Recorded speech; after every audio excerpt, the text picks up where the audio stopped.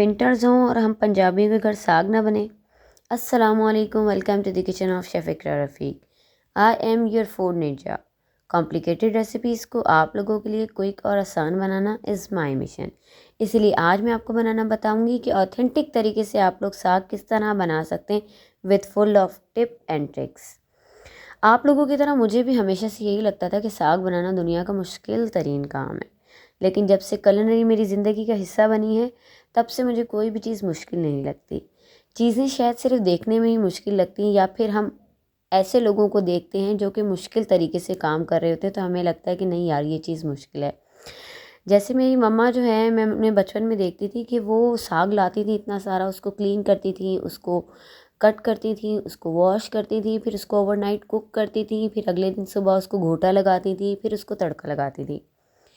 But in the end what I realise कि मैं जैसे जैसे बड़ी हुई हूँ मुझे पता चला है कि भाई we are belong to a Punjabi family और हम लोग थोड़ा साग नहीं बनाते, हम लोग बहुत ज़्यादा क्वांटिटी में साग बनाते हैं। तो जाहिर है जब क्वांटिटी ज़्यादा होती है तो चीज़ें भी पैनिक हो जाती हैं, डिफ़िकल्ट हो जाती हैं। आहिस्ता आहिस्ता सब समझ आ गया। तो आप लोगों ने बिल्कुल पैनिक नहीं होना। ऑथेंटिक तरीके से साग बनाने के लिए सबसे पहली ट्रिक ये है कि आपका साग नहायत ही बारीक कटा होना चाहिए। मुझे आज भी याद है जब मेरी कुलिनरी की जर्नी शुरू हुई थी तो मेरी अम्मी मुझे 2-2 घंटा खड़ा रख के मुझसे साग कटवाती थी और मैं अपने स्किल्स को भरपूर तरीके से यूज़ करके उनको बेहद बारीक साग काट के देती थी। उनसे उससे उनको बहुत आसानी होती थी घोटा लगाने में। सबसे पहली ट्रिक आप लोगों के लिए ये है कि आप लोगों ने साग निहायत बारीक काटना है। साग डिफरेंट किस्म के आते हैं, गोभी, सरों, राय वगैरह। यहाँ पे मैंने सरसों का साग लिया है, पालक ली है, मेथी ली है, बातू ली है और सोया लिया है। इन सब चीज़ों को मैंने निहायत ही बारीक काट के वॉश करके पैन में डाला है। साथ में ही ग्रीन चिली और गार्लिक डाल दिया है। मैंने एक्स्ट्रा पानी इसमें नहीं डाला था। साग का और पालक के अपने ही पानी में मैंने इसको पकने के लिए छोड़ दिया था, कम से कम 2 घंटे के लिए।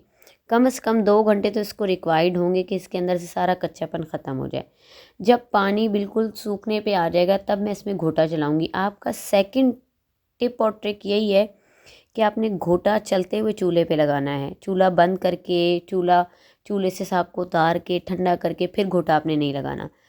आपका पानी अभी साग में होगा, आपने साथ में घोटा चलाते रहना है जैसे चम्मच चलाते हैं।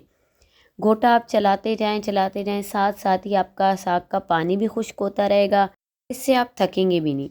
जैसे हम लोग सालन में चम्मच चलाते हैं उसी तरह से आपने जो है बस इस डोई की मदद से इसको चलाते जाना है। ये घुटता भी जाएगा, इसका पानी भी खुश्क होता जाएगा और आप लोग थकेंगे भी नहीं। जब ये अच्छे से घुट जाए, बिल्कुल आपको नज़र आए, उस टाइम पे आपने इसमें थोड़ा थोड़ा करके जो है वो मकई का आटा छिड़कना है और इसको घोटते जाना है। फिर मकई का आटा छिड़कना है और फिर इसको घोटना है। जब ये प्रॉपरली अच्छे से पक के रेडी हो जाए तो इन द लास्ट बिल्कुल एंड में आपने जो है वो इसमें नमक ऐड कर देना है। ठीक है, पंजाबी साग हमारा माइल्ड सा होता है, इसमें मैंने हरी मिर्ची भी ज़्यादा नहीं डाली थी और बस लास्ट में स्पाइस में मैं इसमें नमक ही डालूँगी। नमक डालने के बाद यहाँ पे ये हो जाएगा तैयार। अब आपको मैं बताती हूँ तीसरी ट्रिक। तीसरी ट्रिक जो है वो हमारी तड़के की ट्रिक है और तड़का हमने लगाना है मट्टी के बर्तन में। आपने मट्टी के बर्तन में ही लगाना है। आप खुद फ़र्क देखेंगे कि आप नॉर्मल पैन में तड़का लगाते हैं तो जायका कैसा आता है और मट्टी के पैन में तड़का लगाते हैं तो जायका कैसे आता है। यहाँ पे मैंने ऑयल का इस्तेमाल किया तड़के के लिए। आप लोग चाहें तो घी का भी इस्तेमाल कर सकते हैं और देसी घी का भी इस्तेमाल कर सकते हैं और मक्खन का भी इस्तेमाल कर सकते हैं। ऑयल में मैं गार्लिक और होल रेड चिली डाल दूँगी और इनको अच्छे से जो है वो मैंने ब्राउन करना है।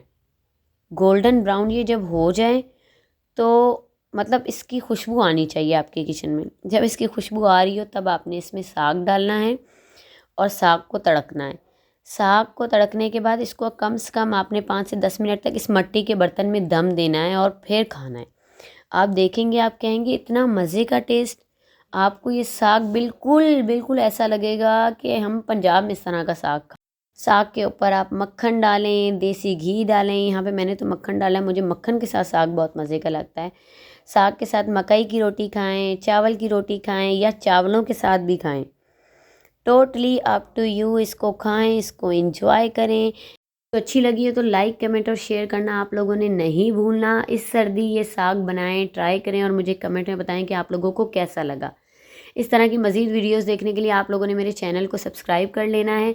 कि जैसे ही मैं अपनी कोई न्यू रेसिपी या कोई न्यू वीडियो अपलोड करूँ तो आप लोगों को फ़ौरन से पता चल जाए। Thank you so much.